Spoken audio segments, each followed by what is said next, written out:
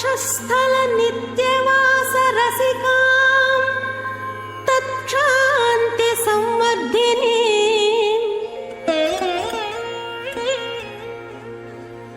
ಪದ್ಮಾಲಂಕೃತ ಪಾಣಿ ಪಲ್ಲವಯುಗಾಂ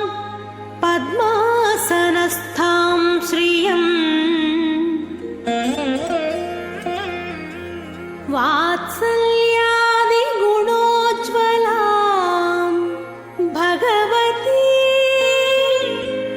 ವಂದೇ ವಂದೇ ಶ್ರೀವೈಕುಂಠನಿಕೇತನಂ ಪಂಚರಾತ್ರ ಪ್ರವಕ್ತಾರಂ ಆದ್ಯಂ ನಾರಾಯಣಂ ಗುರುಂ ಶುಕ್ಲಾಂಬರಧರಂ ವಿಷ್ಣುಂ ಶಶಿವರ್ಣಂ ಚತುರ್ಭುಜಂ ಪ್ರಸನ್ನವದನಂ ಧ್ಯಾಯೇತ್ ಸರ್ವವಿಘ್ನೋಪಶಾಂತಯೇ ಯಸ್ಯದ್ವಿರದ ವಕ್ತ್ರಾದ್ಯಾಃ ಪಾರಿಷದ್ಯಾಃ ಪರಸ್ಸತಂ ವಿಘ್ನಂ ನಿಘ್ನಂತಿ ಸತತಂ ವಿಶ್ವಕ್ಸೇನಂ ತಮಾಶ್ರಯೇ. అందరూ సంకల్ప ముద్రలో కూర్చోండి. సంకల్ప ముద్రలో కూర్చోండి. సంకల్ప విధానం తెలిసిన వారు సంకల్పాన్ని చేయండి.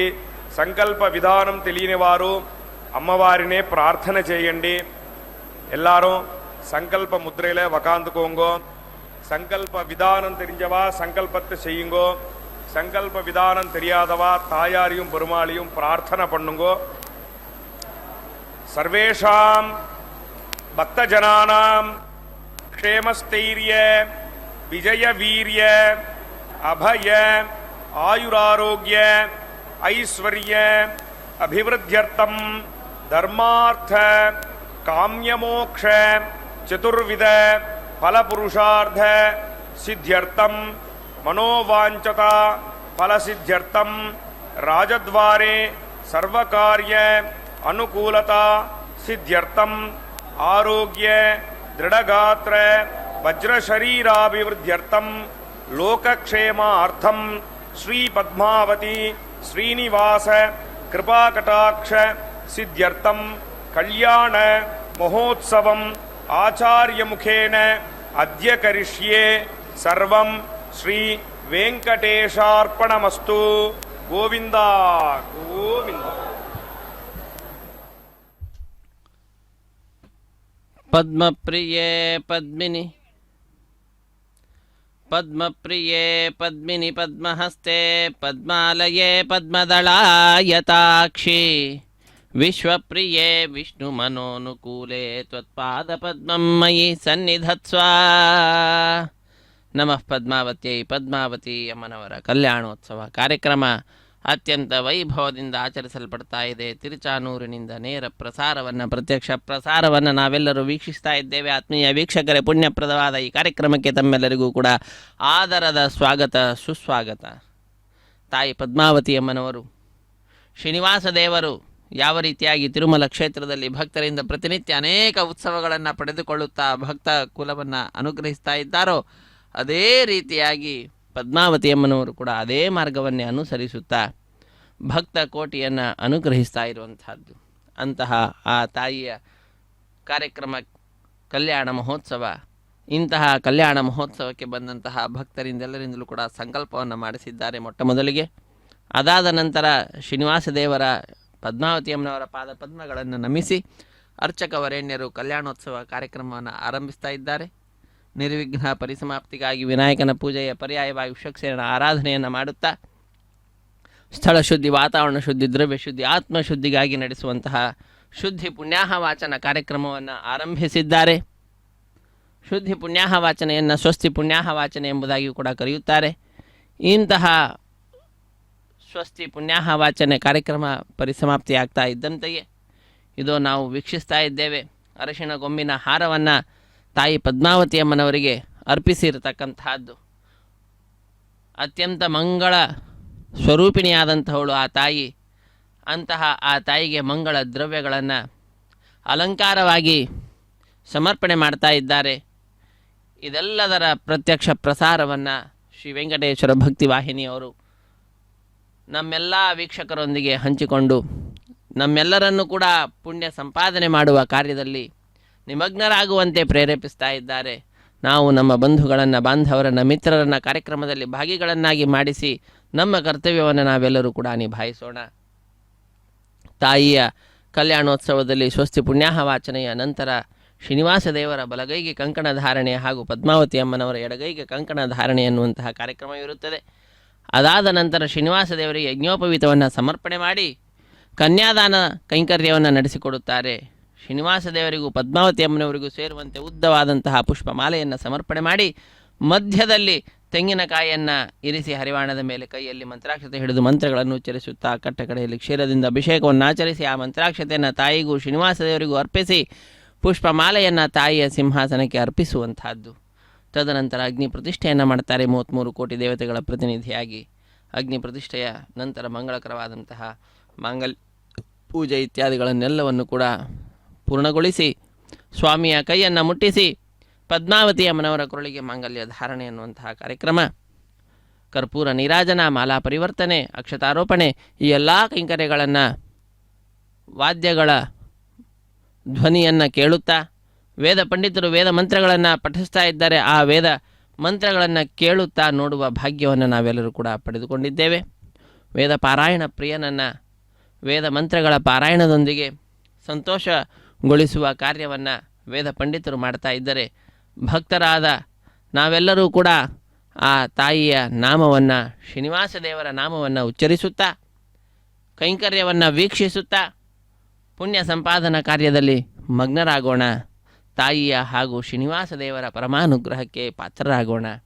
ವಿಷ್ಣೋರತ್ಯುತ್ತಮತ್ವಾದಖಿಲ ಗುಣಗಣೈಸ್ತತ್ರ ಭಕ್ತಿಂ ಗರಿಷ್ಠಾಂ. ಆ ಭಗವಂತ ಎಲ್ಲರಲ್ಲಿಯೂ ಕೂಡ ಸರ್ವಶ್ರೇಷ್ಠನಾಗಿರತಕ್ಕಂಥವನು. ಆದ್ದರಿಂದ ಆ ಶ್ರೀನಿವಾಸ ದೇವರ ಪಾದಪದ್ಮಗಳಲ್ಲಿ ಗರಿಷ್ಠಾಂ ಭಕ್ತಿಂ, ಸರ್ವಶ್ರೇಷ್ಠವಾಗಿರ್ತಕ್ಕಂತಹ ಸರ್ವೋತ್ತಮತ್ವೇನ ಭಕ್ತಿಯನ್ನು ನಾವು ಮಾಡಬೇಕಂತೆ. ಅಂತಹ ಆ ತಾಯಿಯನ್ನು ಶ್ರೀನಿವಾಸ ದೇವರನ್ನು ಪ್ರಾರ್ಥಿಸುತ್ತಾ ನಮಃ ಪದ್ಮಾವತಿ.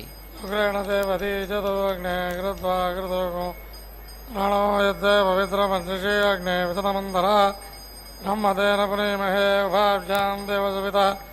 ಪವಿತ್ರೇಣ ಸವೇನ ಚ ಇದಂ ಬ್ರಹ್ಮ ಪುನೇಮಹೇ ವೈಸುದೇವಿ ವನದೇ ದೇವ್ಯಾಗಾದೇಸೇ ಭಕ್ವೇ ಧನವ ಏತಪೃಷ್ಠಾದಯ ಮದಂದಸನಮಾದೇಶು ಬೇಕುಸ್ಯಾಮ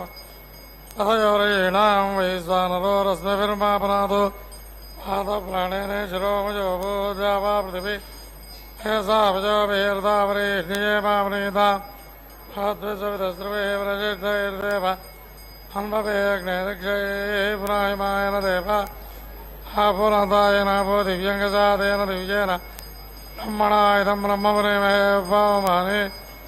ಅಧ್ಯೇತೆ ಹರ್ಷಭಿ ಸಂವೃತಕಂ ರಸಮೋದರಭಗಂ ಸಪೋತಮಜ್ಞಾದೇ ಚುರತಮ್ಮ ದರ್ಶನ ಭಾವಮಾನಿ ಯಜೋಧ್ಯೇತೆ ಹರ್ಷಭಿ ಸಂವೃತಕಂ ರಸಮೋ ತಸ್ಮೈ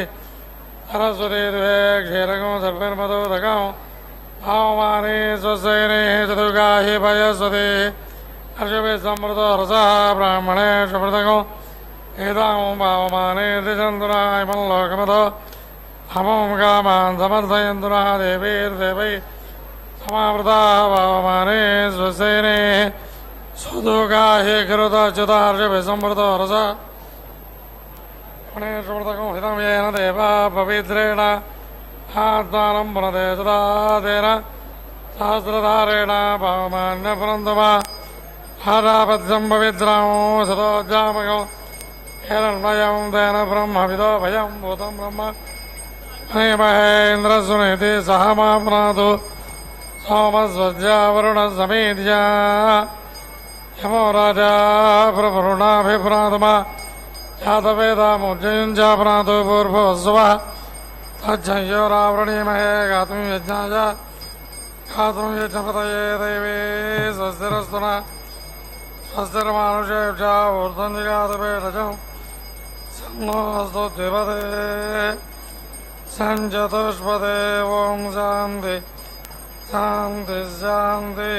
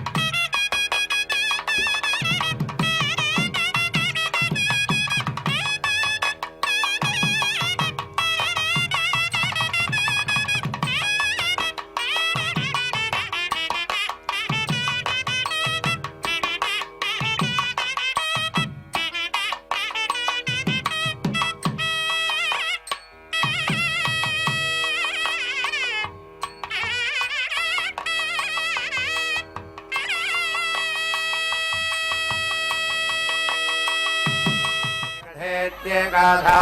एव यजमाने आयुः ददाति असौ आयुः नावीति अनोटधा तस्मै देवाः प्रायश्चित्तम् ऐच्छन्ने तस्मै एतं शौर्यं चरं निरति अवपन्ने तेन एव अस्मिन् रुजं अदसोऽयः ब्रह्मवर्चसकामहिति ब्रह्मवर्चसा कामः स्यात् तस्मै एतं शौर्यं चरं निरति वपेत् अमुम् एव आदित्यं स्वेन भागधेयेनेति भागादेन उपेति धावति सः एव अस्मिन् ब्रह्मवर्चसमिति ब्रह्मवर्चसं दधाति ब्रह्मवर्चसीति ब्रह्मवर्चसी एव भवति उभयतः रुक्मौ भवतः उभयतः एव अस्मिन् रुजौ दधाति प्रयाजे प्रयाज इति प्रयाजे प्रयाजे कृष्णलं जुहोति दिग्भ्यैति दिग्भ्यः एव अस्मै ब्रह्मवर्चसमिति ब्रह्मवर्चसमेति रुन्धेः आग्नेय अष्टाकपालमित्यष्टाकपालं निरतेव वेद सावित्रं द्वादशकपालमिति द्वादशकपालं भूम्यै चरं यः हिरण्यम् इन्देय हिरण्यं उपेति नमेते इति यत् आग्नेयः भवति आग्नेयं वै हिरण्यं यस्य एव हिरण्यं तेन एव येन ते सावित्रः सवित्रे प्रसूतः एव येन ते विन्दति भूम्यै चरो भवति अस्याम् एव येन ते विन्दति उपेति येन हिरण्यं नमति वीति वै येषः इन्द्रियेण वीत्येन विद्यते यः हिरण्यं विन्दते एता एव नरति वपेते हिरण्यं वित्वा न इन्द्रियेण वीर्येण विधिरुध्यते एताम् एव नरति वपेते यस्य एवन्यं न स्येत् यत् आग्नेयः भवति आग्नेयं वै हिरण्यं यस्य एव हिरण्यं तेन एव येन ते विन्दति सावित्रः भवति सवित्रप्रसूत इति सवित्रप्रसूतः एव येन ते विन्दति भूम्यै चरः भवति अस्यां वै यत् नश्यति यत् नश्यति अस्याम् एव येन ते विन्दति इन्द्रः त्वष्टुः सोमम् अभिषहेत्यभितः अभिभते सः विश्वं वीति आर्चते सः इन्द्रियेण वीति आर्चता सः यत् ऊर्ध्वम् उदवमेदित्युत अवमेदेते श्यामागाः भवन्ने सः प्रजापतिमिति प्रजापतिः उपेति अधावत् तस्मै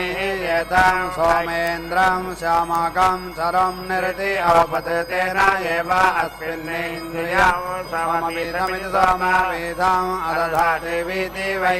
एषः इन्द्रियेण सोमवीथेनेति सोमवीथेन यः सोमं वमिति यः सोमवामीति सोमवामी स्यात् तस्मै एतं सोमेन्द्रं श्यामाकं चरं निरति वपेते सोमं च एव इन्द्रं च स्वेन भागधेयेनेति भागधेयेन उपेति धावति तौ एव अस्मिन् इन्द्रियं सोमवीतमिति सोमवीतं दत्तः न इन्द्रियेण सोमपीठेनेति सोमपीठेन वीतिरुध्यते यत् सौम्यः भवति सोमपीठमिति सोमपीठं एव वेति रुन्धे यद् ऐन्द्रः भवति इन्द्रियं वै सोमपीठ इति सोमपीठः इन्द्रियं एव सोमपीठमिति सोम अवेति रुन्धे श्यामाकः भवति येषः वावसः सोमः साक्षादिति साक्षात् एव सोमपीठमिति सोमपीठम् अवेति रुन्धे अग्नये दात्रे पुरोडासम् अष्टाकपालमित्यष्टाकपालं निरति वपेते इन्द्राय प्रदात्र इति प्रदात्रे पुरोडासम् एकादशकपालमित्येकादशकपालं वसुकाम इति वसुकामः अग्निः एव अस्मै वसोने प्रजनयतीति प्रजनयति वृद्धान् इन्द्रः प्रेति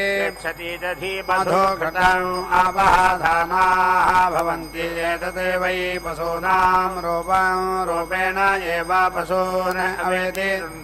पञ्चगृहीतमिति पञ्चगृहीतं भवति पाङ्क्ताः हि पशवः बहुरूपमिति बहुरूपं भवति बहुरूपा इति बहुरूपाः हि पशवः समृद्ध्या इति प्राजापत्यमिति प्राजापत्यं भवति प्राजापत्या इति प्राजापत्याः वै पशवः प्रजापतिरिति प्रजापतिः एव अस्मै पशून् प्रेति जनयति आत्मा वै पुरुषस्य मधो यत् मधो अग्नौ जुहोति आत्मानम् एव तद् यजमानः अग्नौ प्रेति पङ्क्त्यौ याज्यानुवाक्ये इति याज्यानुवाक्ये भवतः वाङ्गः पुरुषः वाङ्गाः वसवः आत्मानम् एव निष्क्रियेति निःक्रिया पशून् अवेति रुन्धे एवाह वै सत्रम् आसदार्थ्ये परिमितमित्यर्थे परिमितं यस्कामा इति यशः कामः तेषां सोमं राजानं यशः आक्षते सः गिरिम् उदिते ऐते तम् अग्निः अनो उदिते ऐते तौ अग्नि सोमावित्यग्निः भवतां तौ इन्द्रः यज्ञविभ्रष्ट इति यज्ञविभ्रष्टः अनुपरेति ऐते तौ अब्रवीते याजयताम् इति तस्मै एताम् निरते अवपदाहम् आग्नेयम् अष्टाकपालमित्यष्टाकपालम् ऐन्द्रम् एकादशकपालमित्येकादशकपालम् सौम्यम् चरम् तया एव अस्मिन् तेजः इन्द्रियम् ब्रह्मवर्चसमिति ब्रह्मवर्चसम् अदत्ताहम् यः यज्ञविभ्रष्ट इति यज्ञविभ्रष्टः स्यात् तस्मै एताम् इष्टिः निरते वपेते आग्नेयम् अष्टाकपालमित्यष्टाकपालम् ऐन्द्रम् एकादशकपालमित्येकादशकपालम् सौम्यम् चरम् यत् आग्नेयः भवति तेजः एव अस्मिन् तेन दधाति यत् ऐन्द्रः भवति इन्द्रियम् एव अस्मिन् तेन दधाति गते सौम्यः ब्रह्मवर्चसमिति ब्रह्मवर्चसेन आग्नेयस्य च सौम्यस्य च ऐन्द्रे समाश्लेषयेदिति समाश्लेषयेत् तेजः च एव अस्मिन् ब्रह्मवर्चसमिति ब्रह्मवर्चसा स समीची इति दधाति सोमीयमित्यग्नि सोमीयम् एकादशकपालमित्येकादशकपालम् निरते वपेते यम् कामः न उपनमेदित्युपनमेत् आग्नेयः वै ब्राह्मणः सः स्वमम् पिबति स्वामेव देवतां स्वेन भागधेयेनेति भागाधेयेन उपेति धावति सा एव येनम् कामेन समिति अर्थगति उपेति येनम् कामः नमति अग्नि सोमीयमित्यग्नि सोमीयम् अष्टाकपालमित्यष्टाकपालम् निरते वपेते ब्रह्मवर्चसकामगिति ब्रह्मवर्चसकामः अग्नि सोमावित्यग्नि सोमो एव स्वेन भागधेयेनेति भागाधेयेन उपेति धावति तौ एव अस्मिन् ब्रह्मवर्चसमिति ब्रह्मवर्चसं ब्रह्मवर्चसी एव भवति यत् अष्टाकपाल इत्यष्टाकपालः तेन आग्नेयः यत् श्यामाकः तेन सौम्यः समृद्ध्या इति समृद्धिः सोमाय वाजिने श्यामाकं चरम् निरति वपेतेजः क्लैव्यात् विभीयात् रेतः हि वै एतस्मात् वाजिनम् अपक्रामतीत्यपक्रामति अथ एषः क्लैव्यात् विभाय सोमः एव वाजिनम् स्वेन भागधेयेनेति भागधेयेन उपेति धावति सः एव अस्मिन् रेतः वाजिनम् ददाति न देवः भवति ब्राह्मणस्पत्यमिति ब्राह्मणः एकादशकपालमित्येकादशकपालम् नरते वपेते ग्रामकाम इति ग्रामकामः ब्रह्मणः पतिम् एव स्वेन भागधेयेनेति भागा उपेति धावति सः एव अस्मै जातानि सा जातानि प्रेति गच्छति ग्रामे एव भवति गणवती इति गणवतिः याज्ञानुवाक्ये इति याज्ञा अनुवाक्ये भवतः जातैर्सा जातैः एवायनं गणवन्तमिति गणवन्तं करोति एताम् एव निर्देवपेते यः कामयेता ब्रह्मण्ये विसंविति नाशयेयम् इति मारुतीति याज्यानुवाक्ये इति याज्यानुवाक्ये कुर्याते ब्रह्मण्ये एव विसंविति नाशयति अर्यम्ने चरं निर्देवपेते स्वर्गकाम इति स्वर्गकामः असौ वै आदित्यः अर्यमा अर्यमणो एव स्वेन भागधेयेनेति भागधेयेन वेति धावति सः एव येन स्वर्गमिति सुभागं लोकं गमयति अर्यम्ने चरो निर्देवपेते यः कामयेता दानकामाः मे प्रजा इति प्रजाः स्युः इति असौ वै आदित्यः अर्यमा यः खलु वै ददाति सः अर्यमा अर्यमणो एव स्वेन भागधेयेनेति भागधेयेन उपेति धावति सः एव अस्मै दानकामाः प्रजा इति प्रजाः करोति दानकामाः दानकामाः अस्मै प्रजा इति प्रजाः भवन्ति अर्यम्ने चरं निरते वपेते यः कामयेता स्वस्ति जनतां याम् इति असौ वै आदित्यः अर्यमा अर्यमणो एव स्वेन भागधेयेनेति भागधेयेन उपेति धावति सः एव येनं तद् गमयति यत्र जिगमिषति इन्द्रः वै देवानाम् आनुजावर इत्यानो जावरः आसीत् प्रजापतिमिति प्रजापतिमुपेति अधावत् तस्मै एताम् ऐन्द्र आनुशोकमित्यानुशोक एकादशकपालमित्येकादशकपालं निरति अवपते तेन एव येनम् अग्रं देवतानां वरेति अनयते पुत्रावती इति पुत्रावतीः अग्रवती इत्यग्रवती याज्यानुवाक्ये इति याज्यानुवाक्ये अकरोत् पुत्राद् एव येनम् अग्रं वरेति अनयते यः ब्राह्मणः अनुजावरगित्यानुजावरः स्यात् तस्मै एतम् ऐन्द्रम् आनुशोकमित्यानुशोकम् एकादशकपालमित्येकादशकपालम् निरति वपेते इन्द्रम् एव स्वेन भागधेयेनेति भागधेयेन उपेति धावति सः एव येनम् अग्रम् समानानां वरीति नयति बुद्धवती इति बुद्धवती अग्रवती इत्यग्रवती याज्यानुवाक्ये इति याज्यानुवाक्ये भवतः बुद्धाद् एव येनम् अग्रं वरेति नयति आनुशोक इत्यानुशोकः भवति एषा हि एतस्य देवता यः आनुजावर इत्यानुजावरः समृद्ध्या इति समृद्धिः यः ब्राह्मणः आनुजावरगित्यानुजावरः स्यात् एतं बृहस्पत्याम् आनुशोकमित्यानुशोकं चरं निर्दिवपेते बृहस्पतिम् एव स्वेन भागधेयेनेति भागधेयेन उपेति धावति सः एव येनम् अग्रं समानानां वरीति नयति बुद्धवती इति बुद्धवतिः अग्रवती इत्यग्रवतीः याज्यानुवाक्ये इति याज्यानुवाक्ये भवतः बुद्धाद् एव येनम् अग्रं वरीति नयति आनुशोक इत्यानुशोकः भवति एषा हि एतस्य देवता यः आनुजावर इत्यानुजावरः समृद्ध्या इति समृद्ध्यै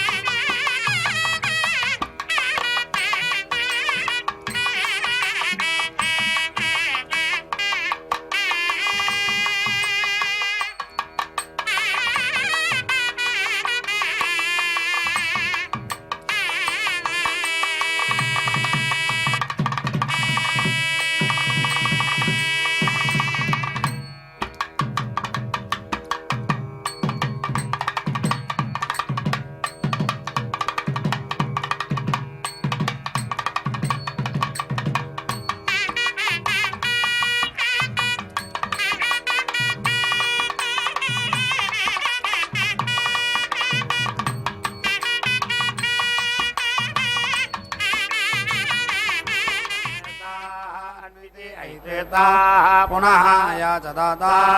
अस्मै न पुनः अददाते सः अब्रवीतेरदम् अमीश्वायथा समावत्स इति समावते सः उपैष्यामीत्युपदेष्यामि अथ ते पुनः दास्यामि इति सः रतम् आमीते ताः अस्मै पुनः अददाते तासाम् रोहिणीम् एव उपेति ऐते तं यक्ष्मः आच्छते राजानं यक्ष्मः आरते इति तते राजयक्ष्मस्येति राजा यक्ष्मस्य जन्मायते पापीयान् अभवते तते पापयक्ष्मस्येति पापायक्ष्मस्य यते राजाभ्यः अविन्दते तते जायेण्यस्य एवं एतेषां यक्ष्माणां जन्म वेदानायेन एते यक्ष्माः विन्दन्ति सः एताः एव नमस्यन् उपेति अधावत् ताः अब्रुवन् वरं वृणामहे समावत्स इति समावते सः एव नः उपेति अयः इति तस्मै एतम् आदित्यं चरन् निरति अवपन्ने तेन एव येनं पापाते सामाते अमुञ्चन्ने यः पापयक्ष्म गृहीत इति पापयक्ष्म गृहीतः स्यात् तस्मै एतम् आदित्यं चरन् निरतिवपेते आदित्यान् एव सेना भागधेयेनेति भागधेयेन उपेति धावति ते एव येनं पापाते सामाते मुञ्चन्ति अमावास्यायामित्यमावास्यायां निरतिवपेते अमुम् एव येनम् आप्यायमानमित्याप्यायमानम् अनुयेति प्यायेति नवो नव इति नवः नवः भवति जायमानः इति पुराणवाक्येति पुनः अनुवाक्या भवति आयुः एव अस्मिन्नेतया दधातीयम् आदित्याः अगुंसम् आप्याययन्तीत्याप्याययन्ति इति याज्या एति एव येनम् एतया आप्याययति प्रजापतिरिति प्रजापतिः देवेभ्यः अन्नाद्यमित्यन्न अद्यं यादिसदिति वि आदिसत् सः अब्रवीत् यत् इमान् लोकान् अभिति अतिरिच्यता इत्यतिरिच्यतैतत् मम असत् इति यत् इमान् लोकान् अभि अतीति अरिच्यता इन्द्रं राजानम् इन्द्रं अधिराजमित्यधिराजम् इन्द्रं स्वराजानमिति स्वराजानं ततः वै सः इमान् लोकान् त्रेधा अदुहते तत् त्रिधातोरिति त्रिधातोः त्रिधातुत्वमिति त्रिधातो कामयेत अन्नादगित्यन्नादः स्याहम् इति तस्मै एतां त्रिधातुमिति त्रिधातुम् निरतिवपेते इन्द्राय राज्ञेः पुरोडासम् एकादशकपालमित्येकादशकपालम् इन्द्राय अधिराजायेत्यधिराजाय इन्द्राय स्वराज्ञ इति स्वराज्ञेः अयं वै इन्द्रः राजा अयम् इन्द्रः अधिराज इत्यधिराजः असौ इन्द्रः स्वराडिति स्वराडे इमानेव लोकान् सेना भागधेयेनेति भागधेयेन उपेति धावति ते एवास्मै अन्नं प्रेति यच्छन्ति अन्नाद इत्यन्नादः एव भवति यथा वत्सेन प्रत्ताङ्गां दुहे एवं केव इमान् लोकान् प्रत्तान् कामम् अन्नाद्यमित्यन्नाद्यो दुहे उत्ताने स्विच्युतानेषु कपालेषु अधीति अयातयामत्वायेत्तयातयामत्वायात्रयः पुरोडासाः भवन्ति त्रयः इमे लोकाः येषां लोकानाम् आप्तिः उत्तर उत्तर इत्युत्तरः उत्तरः जायान् भवति एवम् इव हि इमे लोकाः समृद्ध्या इति समृद्धिः सर्वेषाम् अभिगमगन्नित्यभिगमगन् अवेति जति असम्बट्कारमित्यसम्बटेकारम् यत्यासमिति वि अत्यासोऽन्विति आह अनिर्दाहायेत्यनिहिदाहाय देवासुरा इति देवासुराः संयत्ताः देवासुराः अजयन्ने ते देवाः पराजिज्ञाना इति परा असुराणां वैश्यम् उपेति आयन्ने तेभ्यः इन्द्रियां वीर्यम् अपेति अक्रामते तद् इन्द्रः जायते तद् अनु अपेति अक्रामते तद् अवरुद्धमित्यवरुद्धम् तद् अस्मात् अभ्यर्थ इत्यभिअर्थः सा प्रजापतिमिति प्रजापतिम् उपेति अधावते तम् एतया सर्ववृक्षयेति सर्ववृक्षजाः अयाजयते तया एव अस्मिन्नेन्द्रियं वीर्यम् अदधात् यः इन्द्रियकामैति इन्द्रियकामः वीर्यकामैति वीर्यकामः स्यादेतम् एतया सर्ववृक्षयेति सर्ववृक्षया याजयते एताः एव देवताः तेन भेजेनेति भागाधेन उपेति धावति ताः एव अस्मिन्नेन्द्रियं वीर्यं दधति यदेन्द्राय राधन्तरायेति राधन्तराय निर्वपतीति निवपति यदेव अग्नेः तेजः तत् एव अवेति रुन्धे यदेन्द्राय बार्हताय यदेव इन्द्रस्य तेजः तत् एव अवेति रुन्धे यदेन्द्राय वैरूपाय यदेव सवितुः तेजः तत् एव अवेति रुन्धे यदेन्द्राय वैराजाय यदेव धातुः तेजः तदेव अवेति रुन्धे यदेन्द्राय साक्वराय यदेव मरुतां तेजः तदेव अवेति रुन्धे यदेन्द्राय रैवताय यदेव बृहस्पतेः तेजः तदेव अवेति रुन्धे एतावन्ति वै तेजागंसेतानि एव अवेति रुन्धेः उत्ताने स्विच्यतानेषु अधीतिशयते अयादयामत्वायेत्ययादयामात्वाय द्वादशकपालैति द्वादशकपालः परोडासः भवति वैश्वदेवत्वायेति वैश्वदेव त्वाया समन्तमिति साम् अन्ताम् पर्यवद्यतीति पर्यवद्यति समन्तमिति साम् अन्ताम् एवान्द्रियम् वीर्यम् यजमाने दधाति व्यत्यासमिति व्यत्यासम् अन्विति निर्दाहायेत्यनिदाहाय अश्वाः ऋषवाः वृष्टिः बस्ताः सा दक्षिणा वृषत्वायेति वृषात्वाय एतया आयेवायजेताभिसस्यमान इत्यभि सस्यमानः एताः जायते वै अस्य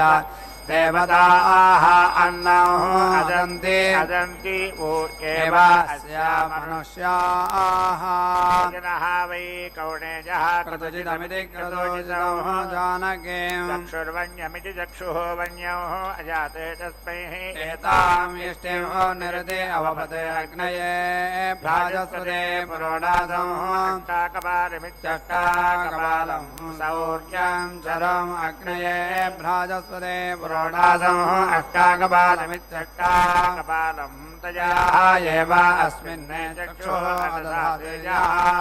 चक्षुष्कामैति चक्षुः कामः स्यात् तस्मै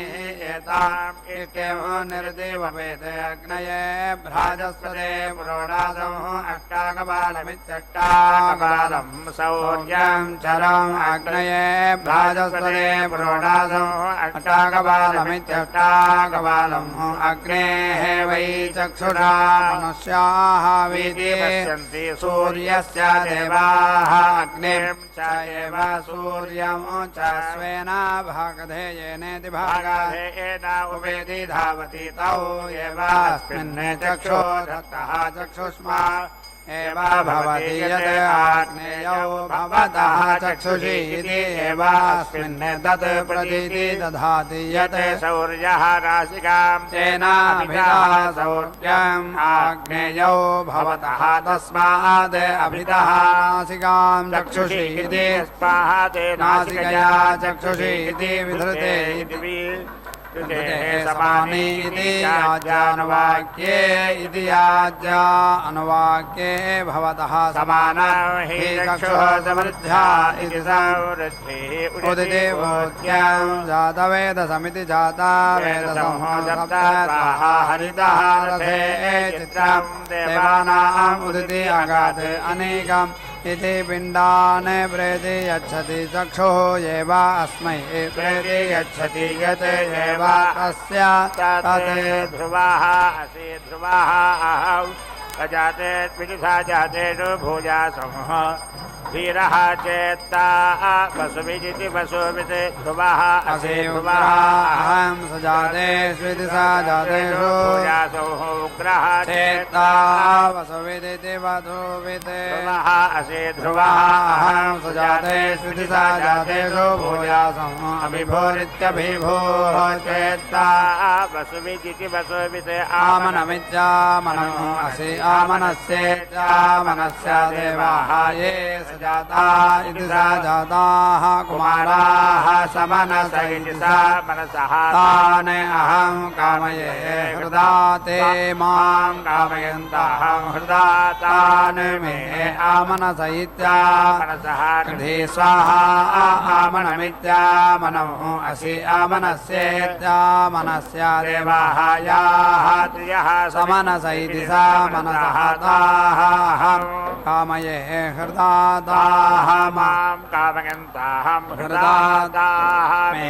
आमनस इत्यामनसः कृधि स्वाहा वैश्वदेवीमिति वैश्वदेवीं साङ्ग्रहणीमिति साङ्ग्रहणीं निरते भवेत् ग्रामकाम इति ग्रामकामः वैश्वदेवा इति वैश्वदेवाः वै सजाताः विश्वानि एव देवान् स्वेन भागधेयेनेति भागधेयेन उपेति एवास्मै जातानि सजातानि प्रेति यच्छन्ति ग्रामे एव भवति साङ्ग्रहणीति साङ्ग्रहणी भवति मनोग्रहणमिति मनः ग्रहणं वै सङ्ग्रहणमिति सङ्ग्रहणं मनः एव जातानामिति सजातानां गृह्णाति ध्रुवः असि ध्रुवः अहं सजातेषु इति सजातेषु भूयासम् परिधीनिति परिधीने परिधि दधाति आशिषमित्याशिषम् एव एतां एते शास्ते अथो इति एतद् एव सर्वं सजातेषु इति सजातेषु अधीति यस्य एवं विदुषः एते परिधय इति परिधयः परिधीगन्त इति परिधीगन्ते आमनमित्यामनः असि आमनस्येत्यामनस्य देवाः इति तिस्रः आहुतिरित्याहुतिः ज्योति एतावन्तः वै सजाता इति सजाताः ये महान्तः ये क्षुल्लकाः याः जातान् एव अवेति रुन्धे ते नमो अवरुद्धा इत्यवरुद्धाः उपेति तिष्ठन्ते संज्ञानं विज्ञानं प्रज्ञानं जानदभिजानत् संकल्पवानं प्रकल्पवानमुपकल्पवानमुपक्लुप्तं क्लुप्तं श्रेयो वसीयाय सम्भूतं भूतं चित्तकेतु प्रभानाभान् सम्भान् ज्योतिष्मागस्तेजस्वानादपग्रस्तपन्नभितपन्ने रोचनारजमानः शोभमान कल्याणः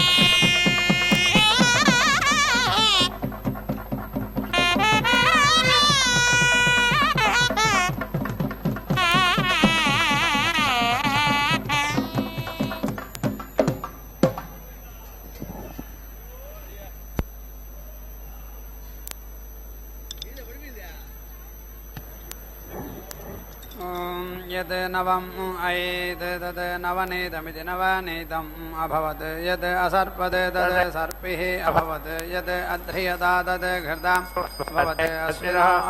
प्राणयति प्राणः असीतस्य देः दत्ताहं ययोः प्राणयति प्राणः असि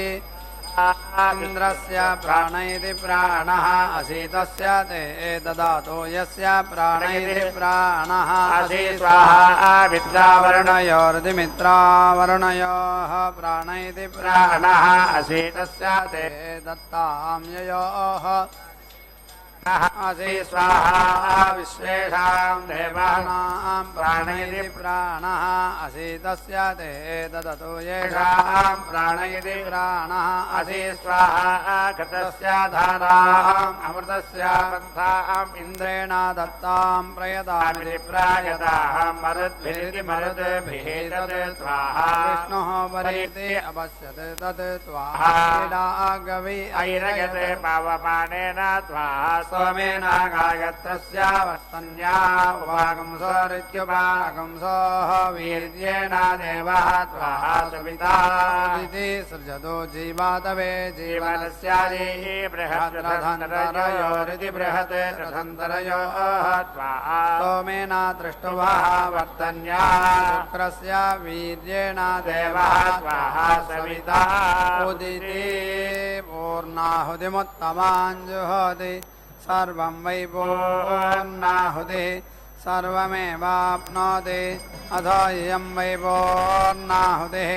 अस्यामेव प्रतिष्ठति नारायणाय विद्महे वासुदेवाय धीमहि तन्नो विष्णुः प्रचोदयात् स्वाहा महादेव्यै च विद्महे विष्णुपत्न्यै च धीमहि तन्नो लक्ष्मी प्रचोदयात् स्वाहा